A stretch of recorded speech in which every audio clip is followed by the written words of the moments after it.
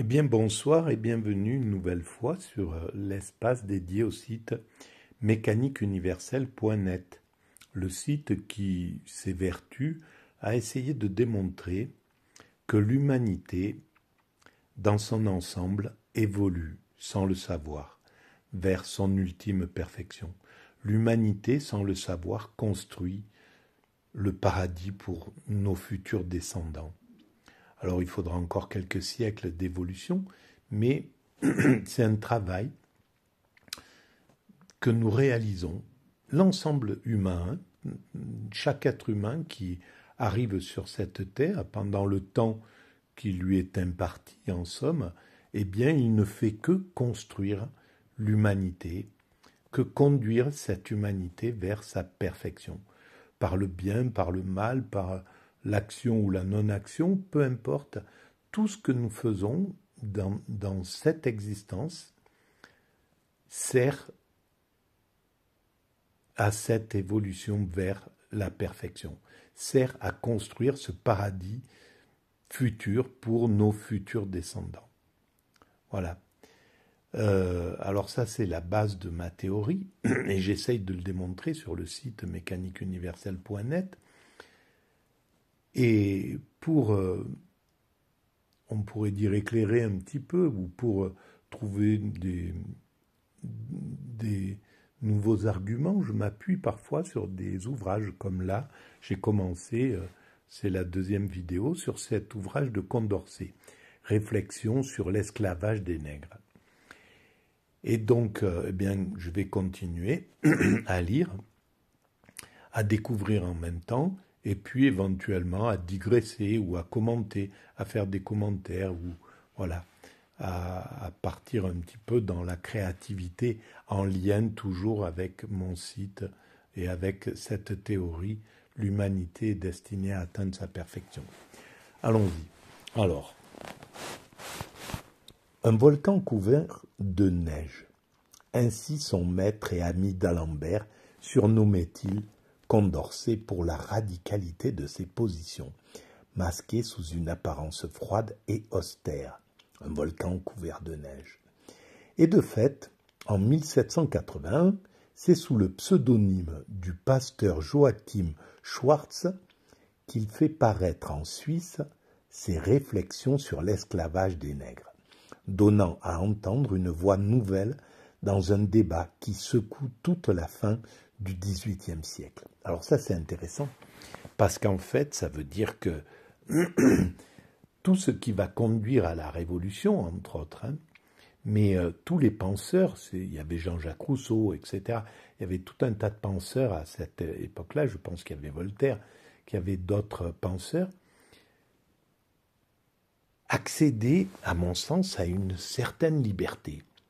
Et donc, d'une certaine façon, il faut aussi remercier les rois, Louis XVI, peut-être Louis XV, je ne sais pas, d'avoir accordé, d'avoir permis une certaine libéralisation des esprits, une certaine liberté de ton, de pensée, etc. Et en fait, en ouvrant cette porte, eh bien, ils ont permis d'abord à la France de rayonner, parce qu'en fait, la liberté, c'est un des fondements, et il serait bon que les pays qui veulent, les challengers de l'Occident, que sont les BRICS par exemple, comprennent à quel point la liberté accordée aux hommes, accordée aux femmes aussi, a été un des émancipateurs et une des forces qui a permis à l'Occident de rayonner comme elle a rayonné, et à la France, entre autres, de devenir ce qu'elle est devenue, et qu'on est en train un peu de massacrer, à mon sens. Bon, mais c'est pas grave. Et donc, voilà, cette liberté de ton, elle a permis d'avoir des réflexions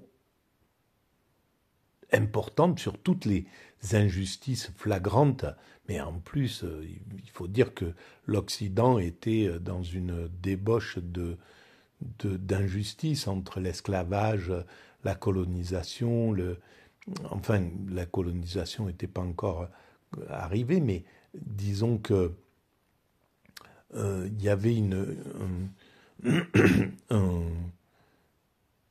des injustices qui étaient flagrantes et qui étaient nécessaires à combattre.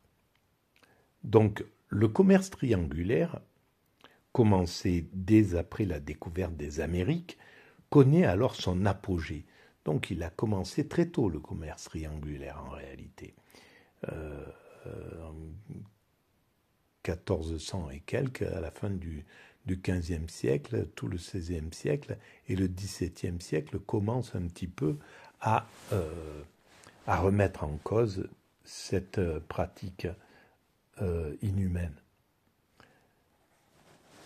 La France, grâce au développement de cet esclavage, de cet esclavagisme de masse, les ports de Nantes, de Bordeaux, de La Rochelle sont des plaques tournantes du trafic et de fortune.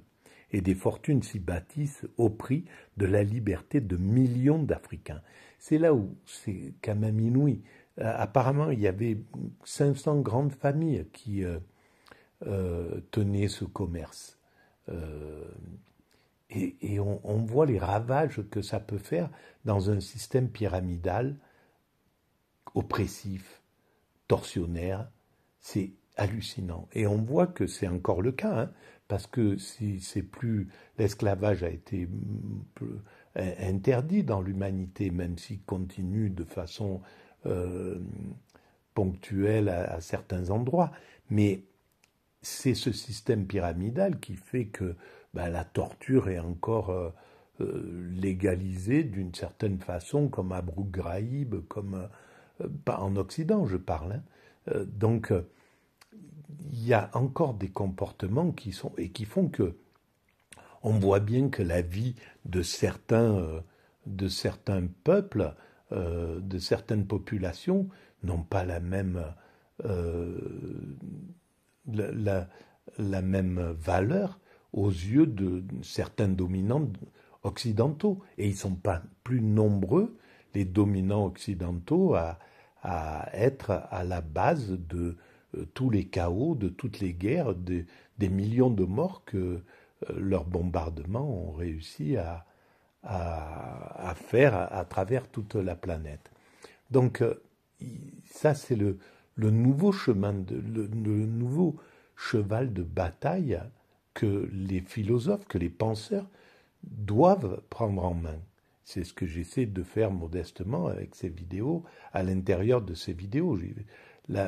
Si le monde était suffisamment juste, parce que ça m'ennuie de faire de la politique, de parler de choses politiques, alors que ce qui m'intéresse, c'est le spirituel, c'est la spiritualité, c'est l'extase, c'est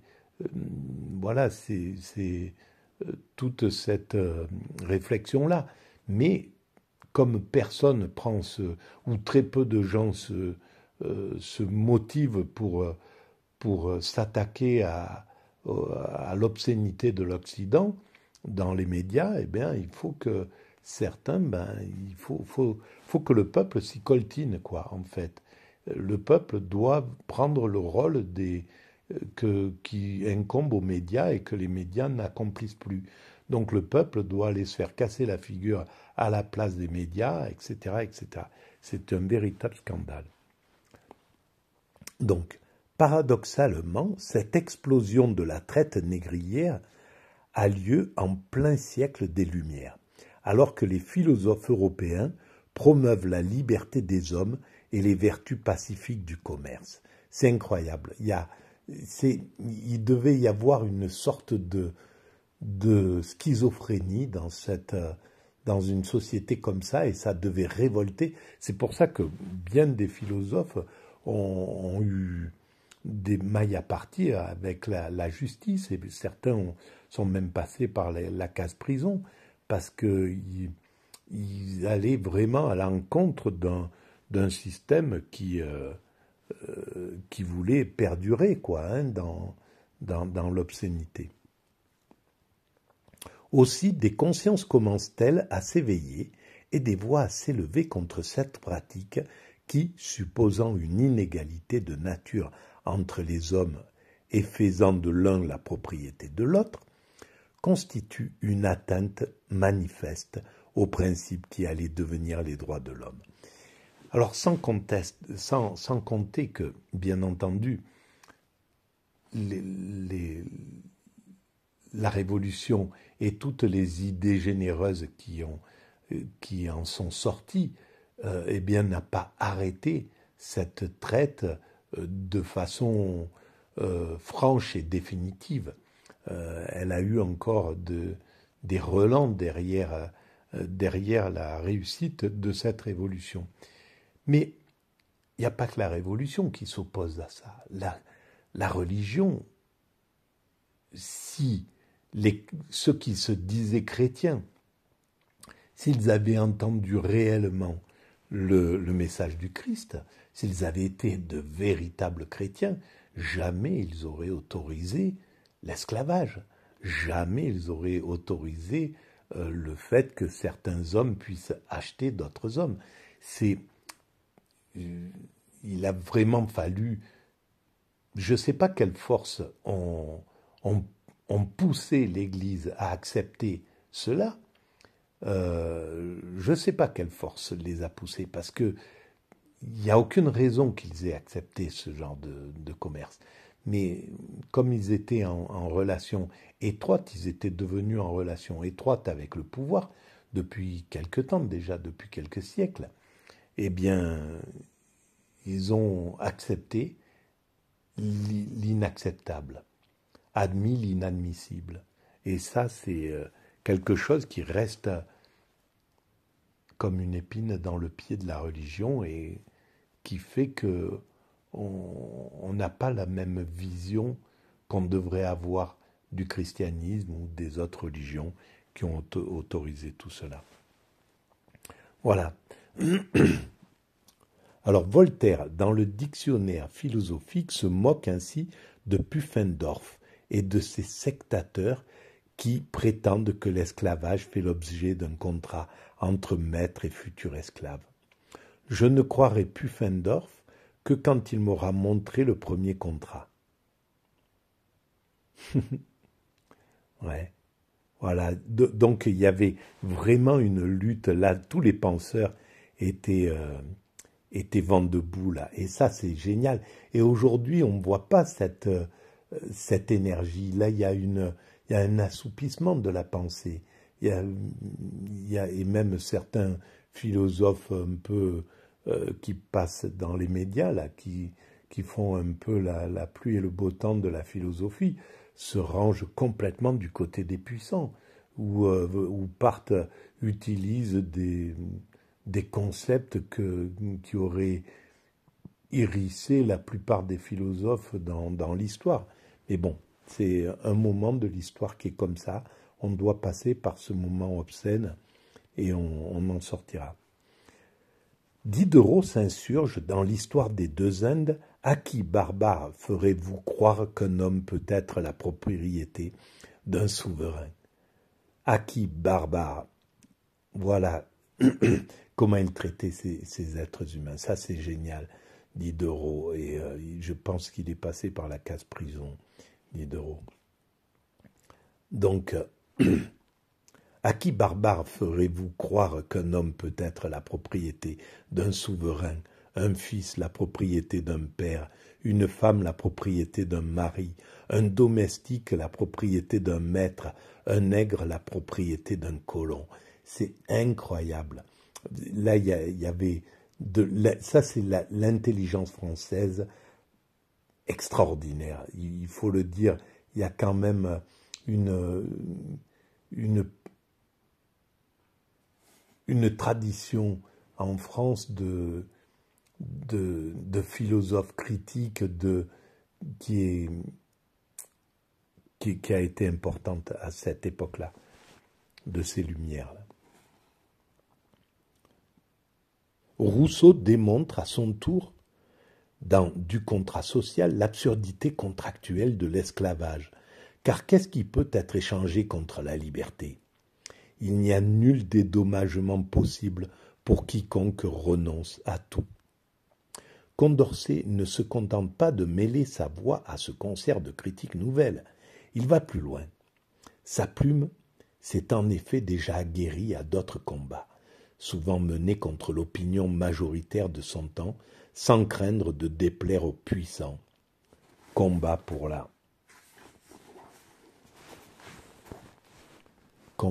liberté, pour l'égalité entre les hommes et leur émancipation, pour l'éducation, thème qu'il reprendra plus tard dans ses mémoires sur l'introduction, sur l'instruction publique. Je suis désolé, je parle très mal parce que je respire très mal.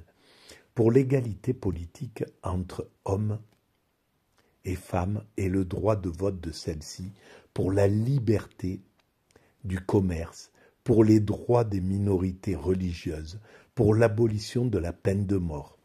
Incroyable, ce Condorcet. Alors là, on voit à quel point on a affaire à un génie de l'affectif, un génie de l'éthique, un génie du cœur. Condorcet est aussi particulièrement marqué et influencé par l'exemple des États-Unis d'Amérique. Du fait de son amitié avec Benjamin Franklin et Thomas Jefferson, il a suivi de près l'issue de la guerre d'indépendance et la victoire des insurgés. Son intérêt pour la cause des nègres, dont témoigne sa correspondance avec Jefferson, se nourrit ainsi de l'abolition du principe du trafic d'esclaves inscrite dans la déclaration de 1776 et confirmée dans les années suivantes par l'interdiction de l'esclavage dans le Vermont, en Pennsylvanie et dans le Massachusetts. Alors, c'est ça qui est vraiment incroyable. Là, il y a vraiment une sorte de puissance de pensée, et il a certainement influencé en même temps, alors je ne sais pas si c'est les Jefferson, etc., qui ont influencé Condorcet, ou si c'est Condorcet qui a influencé, mais il y est pour quelque chose. La pensée des philosophes des Lumières est pour quelque chose, et pour la Révolution française, bien entendu, mais pour la fin de la ségrégation, la fin de l'esclavage en Amérique, etc., pour des évolutions inouïes. Et je pense que avec les Lumières allemandes, etc., ça a été un tournant très très important. Voilà. Alors, ça n'a pas changé la mentalité radicalement de l'Occident, qui pouvait, pour la faire passer vers la bienveillance, l'universalité, l'égalité, le partage, etc. Mais ça a influencé drôlement les temps. Voilà, ben on va arrêter là pour cette petite nouvelle vidéo. On va la mettre en ligne et je vais vous souhaiter une bonne nuit.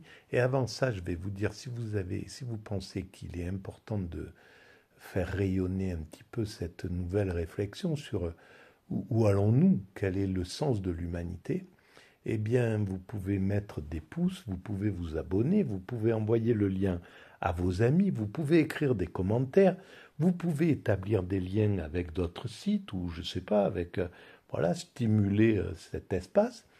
Et vous pouvez aller visiter l'espace, le site mécaniqueuniverselle.net où j'essaie de démontrer toute cette théorie selon laquelle l'humanité va vers sa perfection.